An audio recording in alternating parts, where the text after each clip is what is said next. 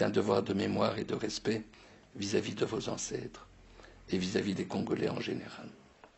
Je m'adresse à vous, Général Kabila.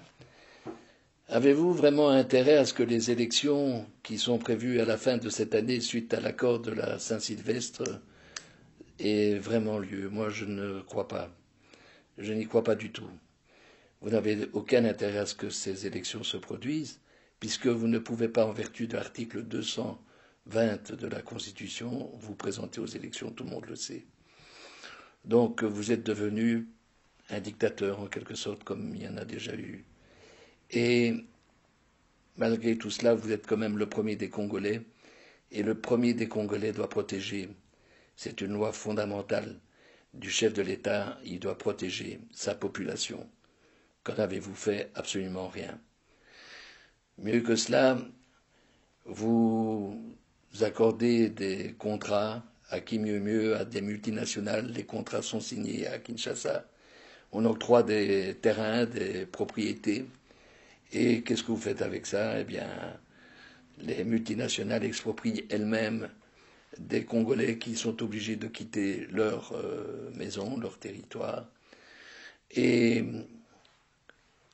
là, on se trouve devant une situation qui s'explique un peu. Suivez bien mon raisonnement.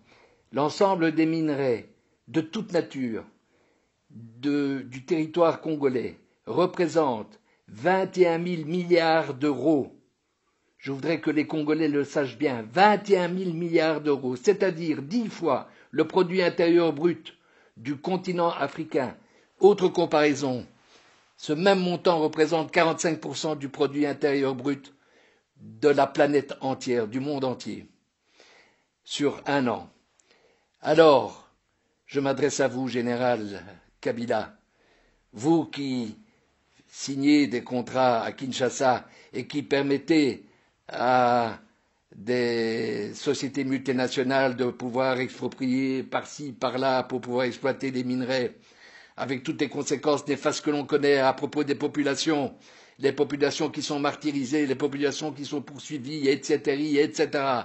Bref, tout le malheur de la République démocratique du Congo, puisque c'est ainsi qu'il faut l'appeler, eh bien, vous avez une lourde responsabilité et je crois que vous devez avoir le courage, Général Kabila, le courage pour une fois dans votre vie de quitter les manettes du pouvoir.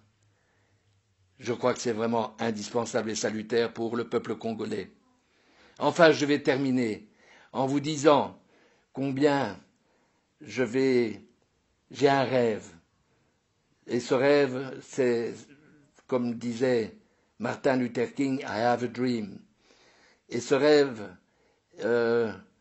rejoint en quelque sorte, pour paraphraser le général de Gaulle en août 1944 lors de la libération de Paris, ce rêve c'est République démocratique du Congo qui a été outragée, qui a été brûlée, qui a été martyrisée, mais République démocratique du Congo, enfin libérée. Je crois que c'est le vœu du peuple congolais tout entier. Je vous remercie, bien chers frères et sœurs congolais. Je vous remercie pour votre attention et sachez que je suis à vos côtés. Vive le Congo libre. Ô doux, un fier pays Congo, pays de nos aïeux, soyons affiés, les Japonais très greniera. Ô doux, que vive à jamais la prospérité du Congo, envié dans la paix, des bouts congolais, unis dans les sons, unis par les sons pour l'Inde. Panda